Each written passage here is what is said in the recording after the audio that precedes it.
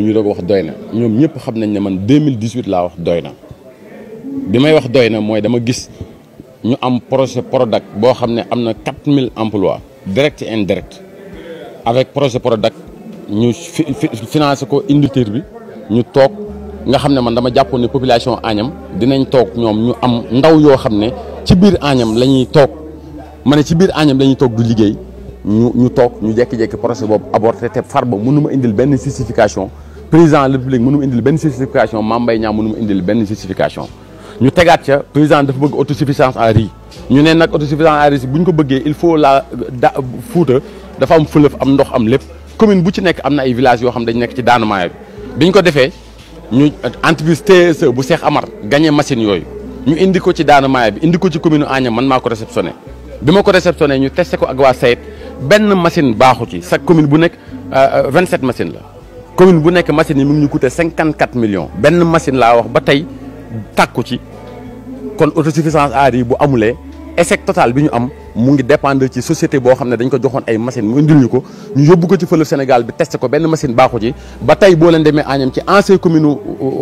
mairie bi fekk ngeen machine yi pour ñu def ko ci bi ma ci déclaré ci Facebook ci lañ doog a jël machine yi denc ko ci biir mais boo demee ba tey ancien mairie Agnam bi boo demee da ngay fekk machine yi ci biir dama jàpp ne bu ñu jëlee xaalisu Sénégal jox benn opérateur économique mu gagné suñu machine pour ñu dem jël ndaw Fuuta yi yóbbu ko ci àll bi pour nit ñi di fa bay kon su fekkente ne machine yooyu baaxul maire ba fa nekk delloowu ko société ba ko nekkoon y a une nébuleuse entre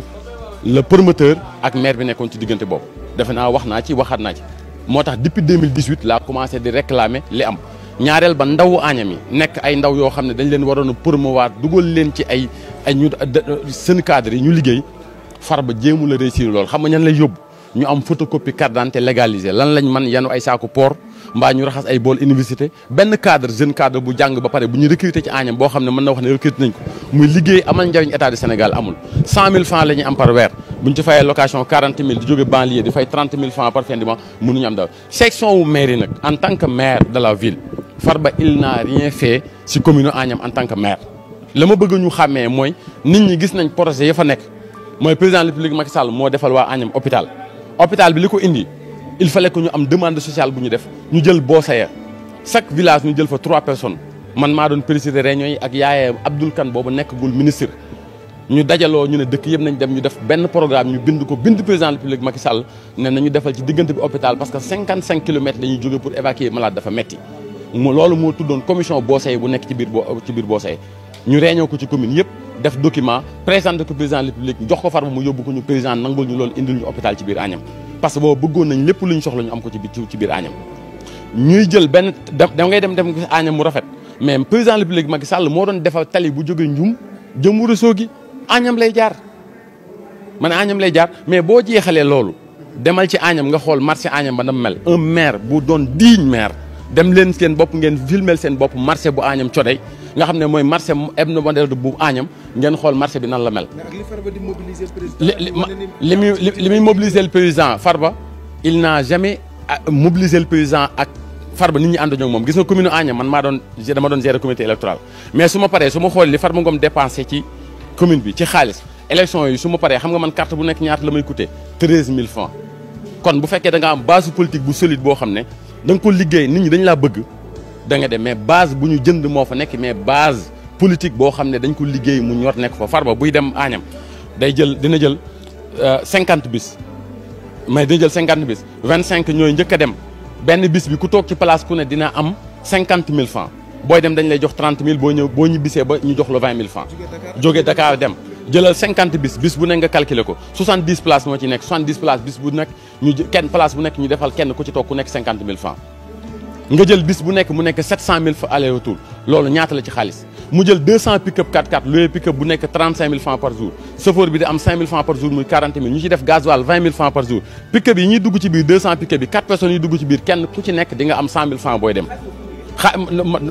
dinaa egsi ci loolu di nga am 100 000 francs booy dem mais di nga am 100 000 francs booy dem léegi xaalis boobu nag kiy dépensé loolu ci xaalis est-ce que kooku mën ngaa dem nga ne base politique bi mu am Agnam base boobu ndax dan ko base militantisme la mbala base boo xam ne agent de conscience la askan wi lañ jënd seen i baat Farba musul am benn meeting boo xam ne góor sol na tiset dem ci meeting bi te amul tiset bi ak juróomi téeméer amul benn jigéen bu mas a sol wax te soloo ko ak juróomi téeméer su ko weddee na dem leen ngeen ne ko na wootee benn mitinu politique boo xam ne du joxe ñaari dërëm kenn du ñëw ma ne kenn du ñëw local 2014 bi muy nekk maire man maa ko njëkk a proposé document yi mu ngi sama oto ndax booba dafa am lu tax ma proposé woon ko na nekk maire mooy mu ne ma du ma ko mën a doon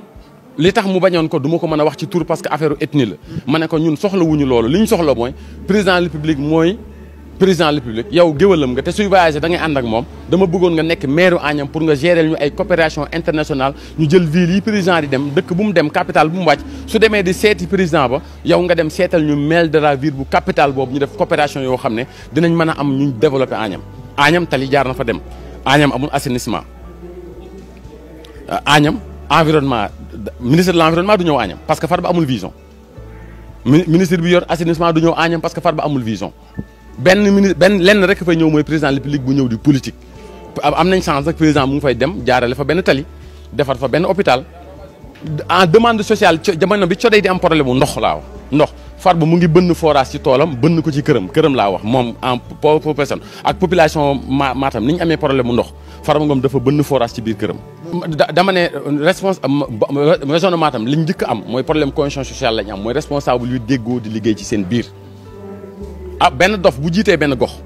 ay dof ne moom topp ci ginnaawam gox ba du mës a lijjanti ko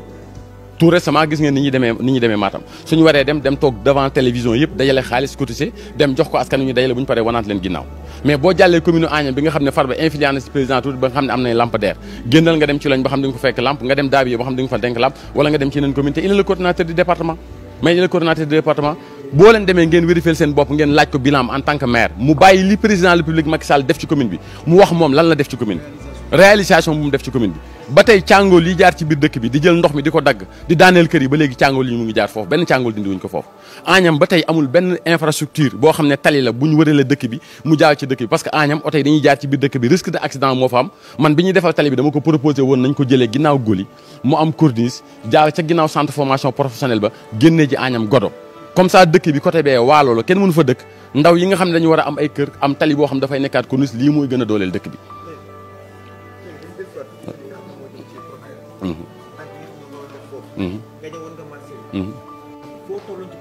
maanaam procédure bi ñu tolloon ci projet Prodac bi maanaam pisciculture lañ amoon yéene jox ma ko mooy fi ñuy nappee jën man ma defaral leen ko ma waxtaan ci ak chef d'entreprise bi gagné woon marché bi ba nu juboo ci sous-traitant wu ci marché bi réunion bi assisté nañ ko ñetti orateur moo fa am parce que Farba fekkeewul réunion bi en direct la woon man la ak Mama Dem ak la troisième adjoint maire Souley Ba bi ñu paree man du problème mu projet Prodac bi gagné naa ko wala gagné wu ma ko li amoon solo mooy ñu def projet bi projet bu ñu buukalee financé ko la ba pare ñu ñëw BAD moo ko financé bi ñu ñëwee ñu teg ko projet bi teg ko lépp ba pare ba ñu yaakaar ne ndawi Fuuta yi jóge nañ ci jafe-jafe ñëw fii di am ay salaire wu 100 000 francs di am jafe-jafe duñu mën a dimbali seen parents yi dañ jóge ci loolu Agnam tey ñu jekki-jekki xëy gis projet bi dematul maanaam garab ya sax fa ñu woon def projet bi bu la neexee ñu jël say caméra ñu def garab ya sax dagguñu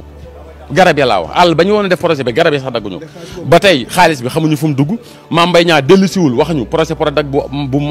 boo sayee lan moo ko aborteel Farba Ngom dellusiwul wax ñu projet Prodac bu boo sayee lan moo ko aborteel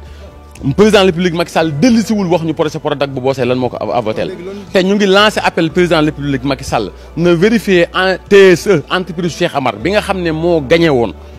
machine pompe ndox yi nga xam ne ñoo waroon dem ci daanamaay bi soo autosuffisance à riz amul ci Sénégal le principal responsable c'est Cheikh Amar nañ ko laaj nag Farba Ngom mi nga xam ne commune am Cheikh Amar indi woon na fa ay machine man maa ko réceptionné du keneen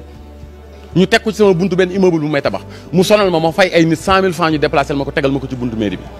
li ñuy wax mooy bu jeunesse bii taxawee di déplorer Agnam doxul dañ bëgg Farba Ngom dem toog di wayal Macky Sall di ko taggal mais ñu tànn ay ndaw yoo xam ne ay ndaw yu baax lañ ñu fal leen ñu yore commune bi ñu nga xam ne la fa war ci wàllu environnement war ko ci wàllu assainissement war ko ci wàllu xëyu ndaw ñi ak liy sécurité ak éducation ba ne ca dëkk ba ñu mën a fexe ba loolu am ca dëkk ba quoi mais soxlawuñ maire boo xam ne xaritu président nga rek boo toogee juróomi weer ñëw woo paay jël sa salaire ne séddale naa ko imaamu jumaay jël sa salaire wu député ne séddale naa ko dëkk bu nekk am 500 000 francs 350 000 nga ne étudiants yi nekk université laa koy jox quoi boo paree tëjaat mairie bi dem sa yoon Farba amul benn jour bu muy toog di wate budget wala muy def dara maanaam conseil municipal amul conseil municipal xamul lu ñuy wuti conseil municipal ñu dem bu Farba wootee réunion bu ñu ñibbi kenn ku ne dina am 50 000 francs bu ñu demee ne ko Seydi Ngom bu ñu paree ci amul lenn lu ñuy defar ñoom dañoo for ci wàllu nag coowal pétrole bi fi jigoon. Farba loxoom set na seetu ci yow nga doon ku ko jege. lan nga ñu ci mën a may. xam nga coowal pétrole bi amoon Sénégal am na ci loo xam ne ñoom boo gisee président de la République Macky Sall man ma ne ko président ndawi Sénégal dañ la yaakaar erreur bi Ablaye Wade defoon bëgguñu ñun alliance pour la République mu dal ñu bi ñuy wax ak sénégalais yi dañ leen wax ne nanu fal danañ fi dindi xëccoo ñetti mandat ñaari mandat la ñuy def ku fi ñëw dem. soo gisee attaché wu ci premier troisième mandat bi mënuñu ci wax lu leer pour lëndamaay bi ne ci pétrole boobu moo tax troisième mandat boobu mun lu am. ma wax la ne pétrole boobu amoon Sénégal Farba Ngom bu setoon du attaché wu ci président de la République ñu forcé ba président ba ñu quitté au pouvoir yamuñu laa wax ñoom si loxol pa na président de la République woo OFNAC woo CREI ñu enquête Farba Ngom laaj Farba Ngom ban société la am ci Sénégal. ak ban patrimoine la Farba Ngom am ci Sénégal ak avant 2012 lan la Farba Ngom amoon ci Sénégal ba Farba Ngom mën a toog di foowee ay milliards ñu koy jàpp ci aéroport ak xaalis muy génnee alal judul jeex di loué ay bis di ko dem na yóbbu ci askan bi nañu président de la République wax Macky Sall yan société ak yan revenu la Farba Ngom am ci Sénégal ba mën a am ci lool. li nga xam ne mu ngi doon ñëw ci commune Agnam nag li nga xam ne mu ngi doon ñëw ci kanamu Agnam dem nee naa ko nag man saa yu la neexee yónnee ma citation directe. lépp loo xam ne yónnee nga ma ko maag yow ñu taxaw ci kanamu tribunal j'ai tous les preuves parce que xam nañ ne lépp man maa ko doon réceptionné man Farba en tant que personne du sama noonu waaye nag damaa yërëm ndawu cadre yi nga xam ne ñoo nekk ci région de Matam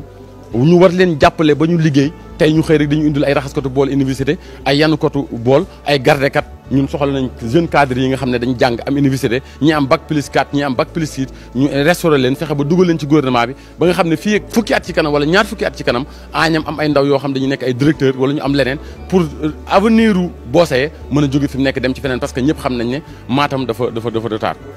Abdoulaye Ndiaye la bëggoon naa nag ngeen may ma tuuti ma wax ci loo xam ne ci mouvement de soutien yi nga xam ne ñooy am ci Fouta comme ci li ñu Fatoumata Ndiaye def bi yàggul dara Fouta Tampi parce que jàpp nañ ne Fouta Tampi y a un slogan la boo xam ne dafa dajale woon mouvement yi nekk ci Fouta yëpp man Abdoulaye Ndiaye maa njëkk am passe activiste di déconné ci ni Farba Ngom yoree commune Agnam ak département bi gars yëpp ne nañ fexe ba doomi Fouta yëpp di ko def ñun ñi jël benn confiance porté ko ci Fatoumata Ndiaye Fouta Tampi mu yoroon kaddu waa mouvement Fouta Tampi ci diggante bi mu changé discours changé président bi mu njëkkee tourné Matam di dem li mu njëkk a génnee mooy lu tas mouvement Fouta yi nekkoon ci biir Fouta dañ ko échec parce que ñun dañ ko teel a yëg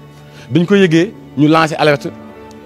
conférence de presse bi njëkkoon def loo ñoom Keleel Ndiaye gis nga bu sotti woon mooy booba benn mouvement bu nekk ci biir Fouta dañ leen détourné dootul am mais ñu ngi déploré waa askanu Fouta pour ñu gën a jàpp ña fa nekk parce que li nekk mouvement Fouta Tampi nekkul ne Mathiar Sall bu arc raisonnement tam nekkul ci Moussa Baydi nekkul ci Djibi Diaby bu Fouta insoumis il faut ñu xam ne dafa am ay doomi Fouta yoo xam ne seen ngor ak seen dignité ñu ngi ko dese ba tey Fatoumata Ndiaye def na infraction ci wàllu politique bu mu tax waa Fouta bañ a ñàkk confiance ci ndaw Fouta yi amoon ci woon kooku dafa clignoté dem dañuy continuer le combat lii laa amoon loo xam ne doon naa leen ko baaxee te jàpp ne nag dara taxuma koo wax lu dul njariñu askanu Sénégal benn président de la République Macky Sall ñu ngi koy nax ci lu mu xamul société yi di gagné marché Sénégal yi teguñu ko ci woon gis ngeen ci lañ war a soogi combien d'années mënul pare avant 2019 la woon pare ba léegi parewul loolu yëpp mooy président waxuñu ko dëgg ma wax ne les renseignements généraux de région de Matam wax naa leen ko seen chef ak seen ñëpp may woo dinaa ko waxaat fii tey rapport bi génn ci Farba Ngom mooy génn ci les renseignements généraux région de Matam moo tax président mënul régler problème région de Matam parce que il est puissant am na xaalis Bougane Gueye bi muy def opération Tibi Tànk ba dem xoor fondé dama kontaan xam nga lu tax man ñoom les agences de renseignement généraux ñemewuñu sax wax ci man parce que am na ci ñoo xam ne bi ñu accidenté ci cortège su président ñëw Touba seen chef bi man maa dépanné otoom laa wax la ma amee ci xaalis sax fayagu kon xam nga ne am naa ak ñoom lien mais dama leen wax ne boo leen bëggee ma bàyyi leen dee leen bindal président de la République les vrais rapports yi nekk ci région de Matam ba jafe-jafe yi am ci région de Matam ngeen bañ a juumloo président de la République parce que président bu juumee ci région de Matam yéen a ko juum li Farba Ngom di wax yéen boo leen ñëwee seen rapport ànd ak loolu à complice u Farba Ngom kon boo leen ñëwee ki nekk ci renseignements généraux bi ànd ak Farba laa wax bi muy jóge waat Thiès ñu di ko affecté ci man la ñëw ne naa ko defal benn projet 15 millions pour mu dem mu topp ci ginnaaw Farba ba am loolu kooku est-ce que bu demee dina bind ay rapports yu baax dama ne man accusation su ma ko defee s'assume mes responsabilités laajal ñii ça fait 1 an 2018 ba léegi maa ngi wax ci honorable député dama ne ko bis bu ma waxee loo xam ne déformation la na ma indi citation directe ma dem uyu ji ko tribunal benn du am parce que man xam na ne du ma fent du ma wax ci dul dëgg alliance pour la république bu Bosseye bu Matam ñun ñoo ko tabax en 2009 ànd ak Farba di liggéey Farba il n'a rien ñun ñu nekkoon ay entrepreneur kenn ku nekk di jël alam di ko def ñuy mëq ay cere di lekk ay sombi di def lépp ba tey taxawal li ñu taxawal tey mu doon benn dictateur baadoolo xamul nguur bu amee alal dafa yaakaar ne dem la tey Mathiar bi ñu tëj bërki démb Mathiar bi ñu tëj bërki démb ñu ngi formé alliance pour la république ci kër papam kër ba Demba Xame Sall kon doomu Demba Xame Sall bu fekkee wax dëgg rek a tax ñu jël ko di ko tëj ci kaso bi loolu dem Farba képp ku mu ku seexal da lay yóbbu ci biir kaso bi. non ñun slogan bi ñu jàppee Macky Sall jàppee wuñ ko problème mu ethnie xam nga Macky Sall lan la njëkk a gëm ci moom. non Agnam Farba du amoon na fi coow mais dañ ko bëggoon a régler fexe woon nañ ba réussir lool.